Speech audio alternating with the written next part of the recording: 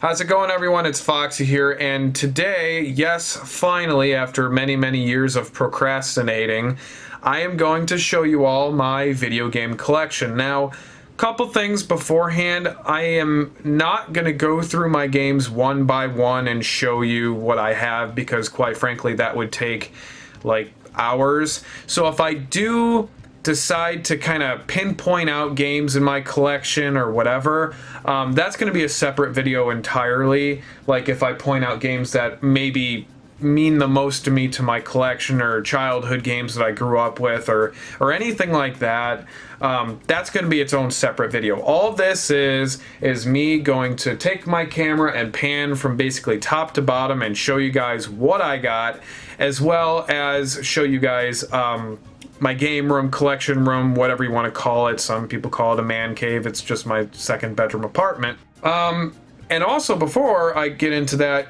I'm going to flip this camera around and show you something kind of interesting I did with my bookshelves. Alright, so before I get started, I want to point out something rather interesting with my shelves, and I'm sure you can already tell, is it appears as if I have the games on their side and a second shelf above them, and in which case I do, just to make it easier to show you guys the games that I have. I'll flip them up when I have to, but I do have a second shelf technically. And what I did is I took some foam insulation board from Lowe's and cut it to size and stuck the games behind that and on top of that foam insulation board. That way I don't have to have another 3 or 4 bookcases full of games, because that's just not gonna happen until I get like a big house. So the only problem with that is, for example, here you really can't read what's behind there, so I'll have to get like another inch of foam insulation on top of that already 2-inch to make it a little bit easier for me to find games that I want to play.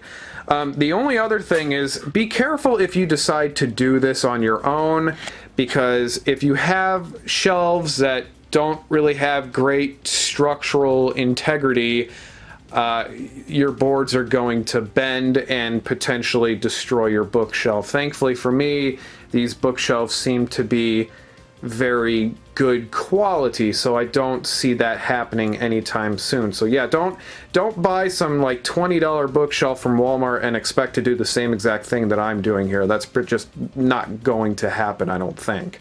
But anyway, let's get started with the games and show you what I got.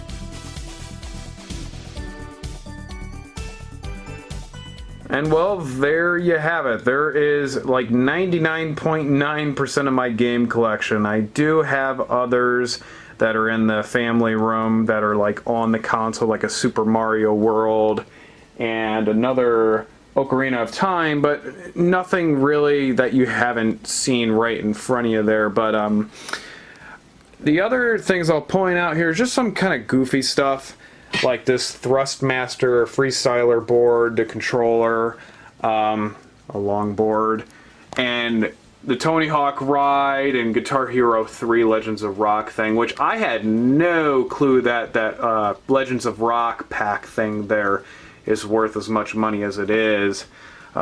Motorcycle helmet up there, another motorcycle helmet, and just some stuff that's up top there.